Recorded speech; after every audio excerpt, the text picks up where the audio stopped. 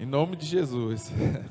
Glória a Deus. Deus abençoe o senhor. Obrigado por ter aceitado o convite do nosso irmão Neco para estar conosco nessa noite. Nós louvamos a Deus pela sua vida.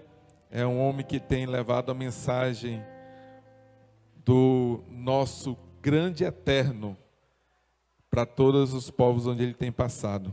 E eu vi a notícia ontem, irmãos, Israel, a partir de ontem foi anteontem, que já não é mais obrigatório o uso da máscara lá, porque mais de 60% da população já foi vacinada.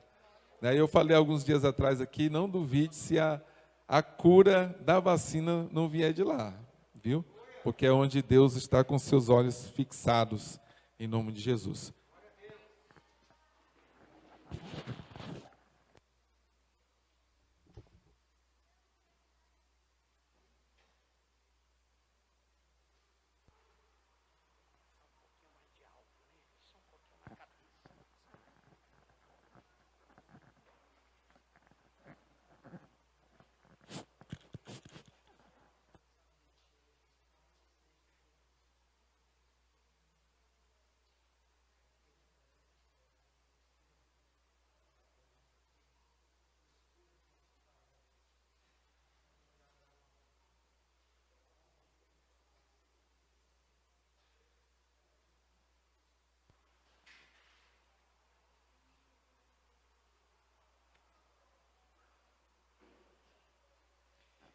Queremos desejar a todos vocês agora, e quem nos assiste diretamente aqui do estado de Roraima, da capital Boa Vista, é uma alegria imensa retornarmos aqui, depois de um tempo de uma breve convivência. E eu quero trazer aqui uma palavra inicialmente de Shalom Lechá, para o nosso querido reverendo Leandro Gentil e toda a comunidade. Também dizer que nós estamos aqui esses dias em Roraima, com nossos irmãos do jornal O Povo de Deus, nosso irmão Neco, irmã Leila, Andrade, que fazem parte dessa congregação. E eu quero saudar todos aqui da comunidade, da Igreja da Fé, esse ministério que tem tido a marca do apostolado, e a gente tem acompanhado, pastor Leandro Gentil, o trabalho que tem sido feito a partir de Roraima, e sabemos que a Igreja da Fé é um ministério que veio comprometido com a palavra do Eterno. Isso para nós é uma felicidade imensa mesmo, intransponível. Mas nessa noite nós queremos compartilhar com a igreja do Senhor aqui nesse lugar um texto maravilhoso que se encontra na Bessorá, Lucas, no Evangelho de Lucas. Normalmente nós no judaísmo messiânico chamamos Bessorá. Por que Bessorá? Porque Bessorá é a boa notícia, né? E a gente quando fala Bessorá, Hagedolá, é a grande boa notícia da salvação. E hoje nós queremos refletir com a igreja, refletir com você que nos assiste aqui no estado de Roraima, todo o Brasil, através dessa produção de vídeo. Nós queremos compartilhar o texto de Lucas, capítulo 23, 44, até o versículo 46. E depois nós queremos compartilhar o texto ainda do capítulo 24, texto bastante conhecido também, versículo 27. Primeiro eu gostaria de dizer que verdadeiramente Yeshua, Jesus, morreu. Sua morte foi uma morte real.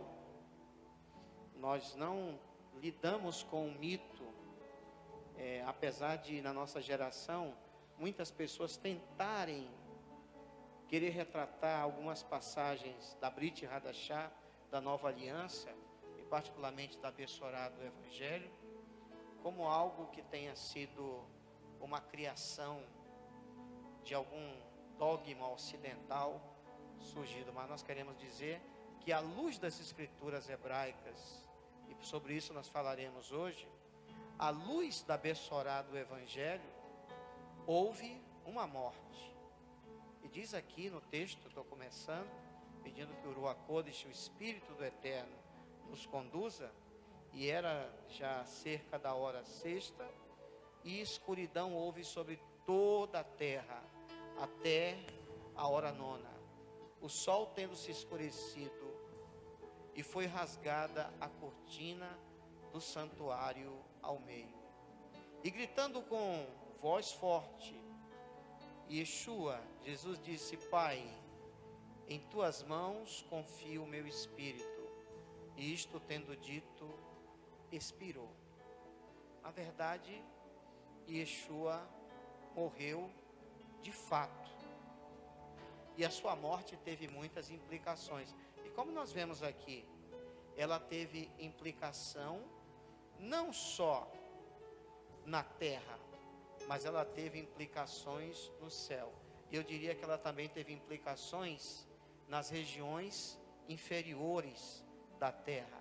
E muita gente não sabe, mas quando Yeshua desceu, é exatamente aquilo que é chamado de Sheol em hebraico, e aqui no texto grego do Novo Testamento interlineado à Sociedade Bíblica do Brasil, Hades. Ele desceu para pregar a espíritos que estavam em prisão, desde os dias de Noé, desde os dias de Noé. Então a sua morte, ela afetou as regiões celestes, ela afetou o nosso mundo habitável, mas ela também afetou a região dos mortos. E quando nós falamos isso, nós falamos que a morte de Yeshua, ela representa uma totalidade para a redenção do homem. E nós temos ousadia de dizer, essa morte implica na redenção da sua alma, do seu corpo e do seu espírito. Mas se essa morte apenas tivesse ficado como morte, e nisso nessa noite nós queremos refletir, que é uma noite de ceia, é uma noite onde a Kehilá, a igreja do Senhor, compartilha o corpo e o sangue dele, exatamente um mandamento, diríamos um mishpatim, uma ordenança que ele deixou. É muito interessante a gente refletir agora nos efeitos da sua ressurreição. E por que nós estamos falando isso?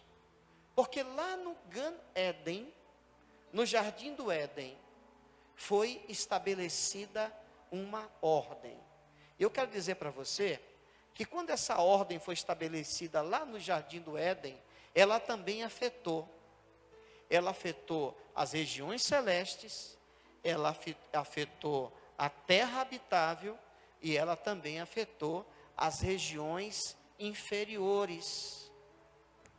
E a ressurreição de Yeshua, ela é tão maravilhosa, ela é tão poderosa, que ela vem trazer uma nova ordem espiritual para o universo. E aqui nessa noite que vai se celebrar o corpo e o sangue do Senhor, é muito importante que você entenda. A morte de Yeshua, ela restabelece uma relação perfeita entre os céus e a terra. A primeira coisa que eu quero colocar. Ela reordena o relacionamento divino com o homem, que foi quebrado no Gan Éden, no Jardim do Éden. E a partir de agora, toda a inimizade que havia entre os céus e a terra, entre o Criador e a criatura, ele pode ser desfeito. Porque Yeshua produz um sacrifício também na sua morte, chamado um sacrifício shelamim, em hebraico. Ele produz um sacrifício de paz. E o que se implica na Torá, esse sacrifício de paz? Nos primeiros 5 livros da Bíblia, e particularmente num livro chamado Vaikra, num livro chamado, muito conhecido pelo nome da tradução grega, Levítico.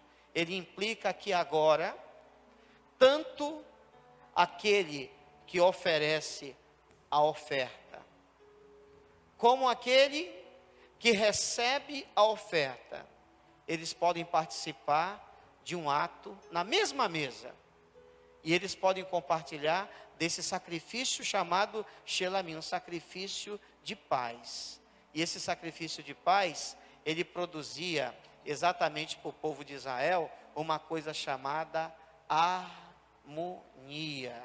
Ele produzia harmonia entre o santuário e o povo, entre o eterno e Israel. Só que Yeshua agora com a sua morte, ele produz isso não só para Israel, ele produz isso para toda a humanidade. E o segundo ponto da sua ressurreição é algo extremamente importante.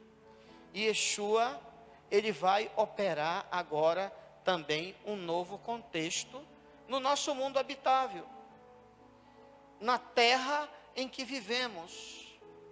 E Yeshua, ele traz redenção para o homem que está vivo, que está respirando, que está andando sobre a terra. E ele vai permitir que agora esse homem, esse ser que perdeu a perfeita comunhão e a glória divina, ele possa fazer o caminho de volta. E quando eu falo caminho de volta, existe uma palavra-chave na Torá, nas escrituras hebraicas. Ele fala de um caminho chamado Techuvá. Você já ouviu? Você que está me ouvindo agora, aqueles que estão aqui presencialmente, você já ouviu a palavra Techuvá? Essa é uma das palavras mais poderosas que pode existir aqui, nesse momento, no tempo presente. Essa palavra Techuvá, ela significa retorno. Ela me dá a possibilidade, neste mundo, na minha vivência, na minha história que eu estou construindo, ela me abre uma oportunidade que eu possa retornar aqui e agora ao Criador. Ela me permite não só essa tradução, que às vezes ela não é muito exata, metanoia, porque metanoia, muitas vezes no termo helênico, grego, é uma mudança de pensamento. Às vezes eu digo que só mudar de pensamento não basta. É preciso mudar de procedimento. É preciso fazer meia volta. É preciso mudar de direção. E aí nós precisamos voltar ao ponto de partida. Às vezes as pessoas pensam que uma nova vida com o Criador, com o Eterno, através de Yeshua, através de Jesus, é simplesmente andar, ir para frente. Mas a palavra do Eterno, na sua originalidade, ela nos ensina algo tremendo, que é a possibilidade de eu voltar atrás. Voltar atrás como? Voltar atrás, aonde foi quebrado o nosso elo de ligação. Voltar atrás, aonde foi quebrada a nossa comunhão com o Criador. A possibilidade de eu me comunicar com Ele. A possibilidade de eu sentir o seu amor de forma presencial, de ouvir a sua voz. Então aí entra a palavra Techuvá, que comumente na nossa Bíblia é traduzida para a palavra arrependimento. E aí, um terceiro efeito também da ressurreição de Yeshua. Mas antes de eu falar sobre essa terceira consequência, eu quero ler o texto. Eu já tive a oportunidade de estar exatamente caminhando nesse mesmo caminho. Nesse mesmo caminho. Aqui na Lucas. Lucas capítulo 24, versículo 26.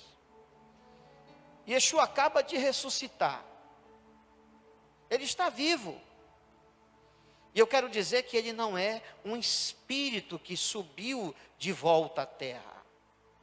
Yeshua não é um espírito que subiu. Não é um vulto. Não tem nada a ver com o pensamento do gnosticismo, por exemplo. Yeshua é alguém que recebe de volta no seu corpo o fôlego de vida. Ele recebe de volta a vida no seu corpo.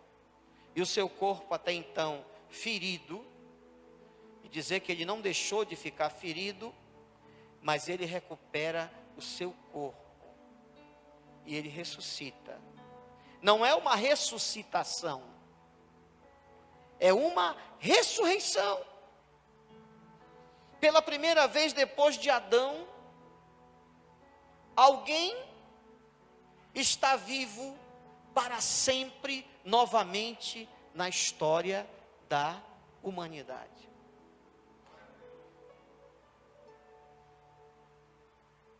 E o texto diz o seguinte: era necessário, pode ler comigo, no capítulo 24, 26. Era necessário, não era necessário o Cristo sofrer estas coisas e entrar na glória dele? E começando, diz o 27, e começando de Moisés, nós estamos falando da Torá, e de todos os profetas, nós estamos falando dos Neviim, interpretou para eles, em todas as escrituras, as coisas acerca de si próprio. Eu quero dizer que isso é um texto fenomenal, que nessa noite nós podemos acessar. Pela primeira vez, nós vemos um registro claro no Evangelho, na Bessorá, que Yeshua, ele interpreta a Torá e os profetas para 2 de seus discípulos. Maravilha. Daqui a pouco eu posso falar um pouquinho assim. E onde foi parar essa interpretação? De onde vem essa interpretação? Mas eu volto para dizer que Yeshua está se comunicando novamente. Ele está falando novamente. Ele está transmitindo novamente uma mensagem. Mas agora ele não está transmitindo a mensagem que ele vai morrer. Ele está transmitindo a seguinte mensagem: que era necessário ele morrer, mas ele reviver novamente e ele ressuscitar. Eu quero dizer que o terceiro grande efeito da ressurreição de Yeshua é que ele, com a sua morte e ressurreição, ele selou o destino eterno da humanidade. Ele selou. A partir de agora, o véu foi rasgado. O caminho foi aberto. Isso implica que agora, a partir de Yeshua, a partir de Jerusalém, a partir de Israel, o caminho também está aberto para as nações. E quando nós dizemos que Yeshua, com a sua morte, ele sela o destino eterno, é porque a partir daqui, que o véu do santuário foi rasgado, foi partido, e é interessante dizer, ele não foi partido de baixo para cima, ele foi partido de cima para baixo. E quem rasgou foi o próprio Elohim, foi o próprio Deus. E nessa hora que o destino da humanidade é selado, nós não temos agora, e eu quero dizer isso para você que me assiste e você que me ouve aqui, não há mais nenhuma outra possibilidade. não há a mínima possibilidade de nós desenvolvermos qualquer um outro argumento, criarmos algum outro tipo de crença, ou pregarmos qualquer outro tipo de mensagem que não seja esse. Que tanto a Torá como os profetas estabeleceram que a morte de Yeshua representa a plena, completa revelação divina da eternidade para mim, para você, ou da nossa perdição, do nosso afastamento eterno, para sempre do Criador. E é interessante. E por que estamos lendo esse texto, que já estamos concluindo hoje à noite? É porque Yeshua, Jesus nos deixou uma mensagem clara aqui, para os discípulos do caminho de Emaús, que estavam conversando entre si, sobre aquele homem, aquele profeta, de grandes obras, talvez já desesperançados, porque já fazia 3 dias, mas eles tinham ouvido algo, que umas mulheres tinham ido ao sepulcro, e não encontraram o corpo, e que Queifa também, Pedro, mas Yeshua tem um cuidado, e eu quero dizer que esse cuidado, nós precisamos ter. Ele interpreta a sua missão, ele interpreta o seu nascimento, a sua morte e a sua ressurreição, de acordo com os escritos da Torá e dos profetas. E a pergunta que eu faço nessa noite, já encerrando praticamente essa breve reflexão: qual é a sua interpretação a respeito do Messias? Isso nos preocupa muito, porque nós vivemos uma geração, querido pastor Leandro Gentil, que há muitas facetas, há muitas interpretações que surgem a respeito da pessoa do Messias Yeshua, da pessoa de Jesus. E uns pensam que ele pode ser uma figura extremamente filosófica, outros uma figura gnóstica, esotérica. O islamismo, por exemplo, nomeou Yeshua, chamado Isa, como um profeta. Como um profeta. Na época, o Sanedrim, o conselho de sábios, o Supremo Tribunal Judaico, o condenou como um falso Messias.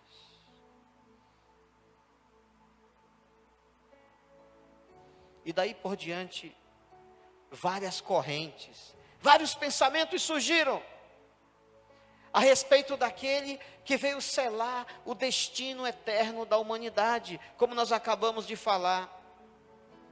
Mas eu quero dizer que aqui, contra os fatos, nada pode se opor, porque o texto que eu acabei de ler, chamado da Bessorat, Lucas, do Evangelho de Lucas, diz que ele, quem é?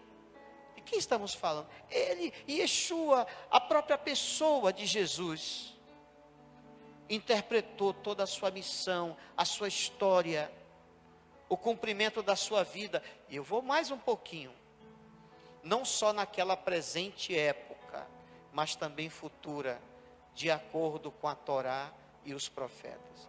E eu gostaria de desafiar você, que está me ouvindo hoje aqui, e quem está nos acompanhando através de rede social, desse vídeo, de você conhecer o Messias através das Escrituras. De você lançar fora todos os conceitos que você aprendeu de um falso Jesus, de um falso Messias. E eu quero dizer algo muito importante. Yeshua não está pregado, não está confinado a um dogma, a uma mera crença religiosa. Eu quero dizer que ele veio para operar uma coisa chamada também Yeshua, maravilhosa, a salvação, de fazer a mim e você uma pessoa extremamente livre. E é bem verdade, né? Que depois de alguns séculos, que os primeiros discípulos de Yeshua deram a sua própria vida pela mensagem que ele confiou a cada um deles. É verdade que a cada século que foi surgindo, foi se acrescentando, foi mudando e foi tirando-se a verdadeira característica e personalidade do Messias Yeshua. Eu quero encerrar dizendo nessa noite que esse Messias, que nós vamos daqui a pouco aqui celebrar, o seu corpo e o seu sangue, ele está comprometido unicamente com as Escrituras. E o que diz a Torá? E o que diz a Torá lá no capítulo 18 de Deuteronômio? Moisés diz: olha, depois de mim, vem alguém semelhante a mim, e que vocês vão precisar ouvir. Porque se alguém não ouvir as suas palavras, vai ter sérias consequências. O que diz o profeta Isaías? Ele morreu pela transgressão dos pecados do meu povo, e que pelas suas pisaduras nós fomos sarados. Porque ele levou sobre si as nossas enfermidades, e o castigo que nos traz a paz estava sobre ele, e pelos seus ferimentos, pelas suas chagas, nós fomos sarados. Mas é verdade também que no livro do profeta Daniel, o profeta Daniel, ele tem a visão do Pai, ele tem a visão de um ancião de dias num trono. Mas também o profeta Daniel diz: eu vejo um vindo com as nuvens do céu.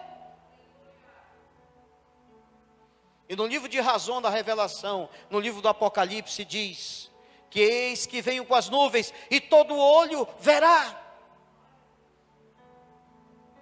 Mas o que me impressiona mais, eu vou citando aqui um dos últimos textos, nós chamamos Sefer Razão, é quando no livro do Apocalipse, o apóstolo João, chama Yohanan, ele está tendo a visão, ele está tendo uma das visões mais gloriosas que alguém já teve na terra, isolado numa ilha, e ele diz que ele vê uma cena incrível no céu, ele vê um rolo selado, e ele começa a chorar, porque ninguém na terra e no céu foi digno de abrir os selos. E diz a Escritura que alguém diz para ele: não chores. E eu quero completar essa palavra dizendo: não chores por quê? Porque o leão da tribo de Judá, eu falei, o leão da tribo de Judá, ele venceu.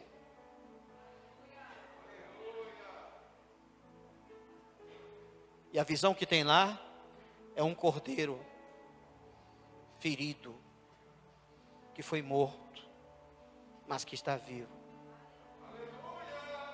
E foi dado a ele o poder de abrir os selos. Nós dizemos assim, Kavod de Elohim, glórias ao Eterno. Esse é o Messias da casa de Israel. Esse é o Messias, que eu digo aqui está representado por essa bandeira, por esse símbolo, a Maguen David. E quando nós entramos em uma congregação, quando nós entramos em uma igreja, e nós vemos que toda aquela teoria, que todas aquelas palavras que foram ditas, a partir do concílio de Nicéia, no 4º século, Nicéia na Itália, e eles disseram, acabou, não tem nada mais a ver, a partir de agora, o nosso dogma, o Filho, não tem mais nada a ver, não tem mais nada a ver com a Torá, não tem mais nada a ver com o povo judeu, não tem mais nada a ver com Israel. Eles esqueceram do texto que eu acabei de falar. O leão da tribo de Judá. E eu quero concluir dizendo, se você entende que Yeshua, que Jesus, Ele é aquele que está prometido na Torá e nos profetas, você vai ter o mesmo sentimento do apóstolo João no Apocalipse. Ele não foi, ele é, ele continua sendo o leão da tribo de Judá. E é o único, eu quero afirmar isso aqui, porque eu acho que essa afirmação é importante para nós, como judeus messiânicos, como Querrilá, como igreja de Yeshua, como igreja de Jesus. Ele é o único que pode nos levar à eternidade. Glórias ao nome do Senhor.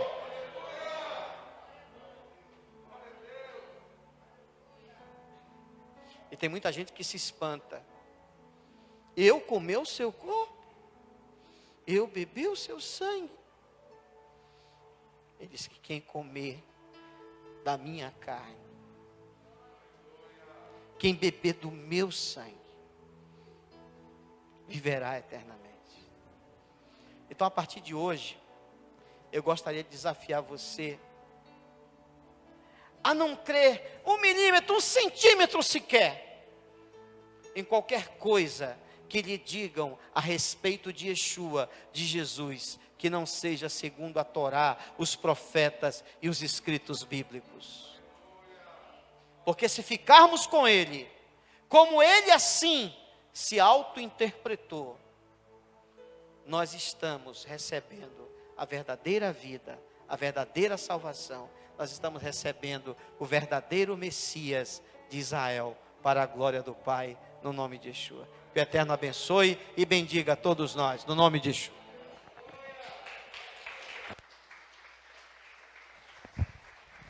Glória a Deus. Ainda, Rabino, peguei o microfone. Nós já vamos partir para a Santa Ceia, enquanto o Ministério de Louvor se prepara aqui para adorar a Deus. Diga-nos uma palavra para quem está assistindo aí, que ainda não tem essa esperança, a respeito das Escrituras em Israel. Tudo o que está acontecendo, está culminando para o quê? O que é que nos espera daqui para frente? Eu quero dizer a palavra do profeta. Prepara-te, Israel, para te encontrar com teu Elohim, como está na Escritura.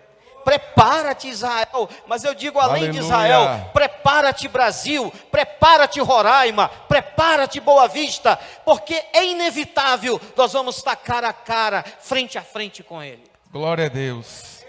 Quem tem essa esperança, irmão, pode dar um glória a Deus aí. E eu queria aproveitar a oportunidade que o pastor Leandro está dando, porque muitas vezes nós fomos chamados, né? Fomos chamados, recebemos apelos para crermos no Messias, crermos em Yeshua, crermos em Jesus. Mas eu gostaria, com a permissão do pastor, também de perguntar à comunidade, à igreja, quantos, independente da decisão que você já tomou, mas para testemunho dos céus, para testemunho da Torá, para testemunho dos profetas, para testemunho do Messias Yeshua, quantos nessa noite confessam e creem em Yeshua, somente segundo as Escrituras? Levanta a sua mão direita. Se você nunca creu, você está crendo agora. Glória a Eu Deus. quero pedir que o Eterno te cele com a bênção da salvação eterna. Se você ainda não fez isso, quantos? Levanta, eu quero ver. Levanta a mão. Quantos creem em Yeshua segundo as Escrituras? Glória a Deus. Então eu quero liberar uma palavra. Que o Espírito do Senhor, a partir dessa confissão, porque gera compromisso com Yeshua segundo as Escrituras, o Espírito do Senhor venha sobre você, atue em você e levante você como um Malahei Geulá. Sabe o que é o Malahei Geulá? É o mensageiro das boas novas. Amém. Glória a Deus. Você sabia que esse texto é aplicado em Yeshua? Então eu quero nesse momento que você levantou a mão, você que levantou a mão e se compromete em crer em Yeshua, só segundo as Escrituras, eu quero declarar sobre a sua vida agora em nome de Yeshua, que a partir dessa noite você é um Malahei Geulá. Você é um anunciador das boas novas do Eterno para a salvação eterna, no nome de Yeshua. Glória Amém. a Deus, louvado seja o nome do Senhor.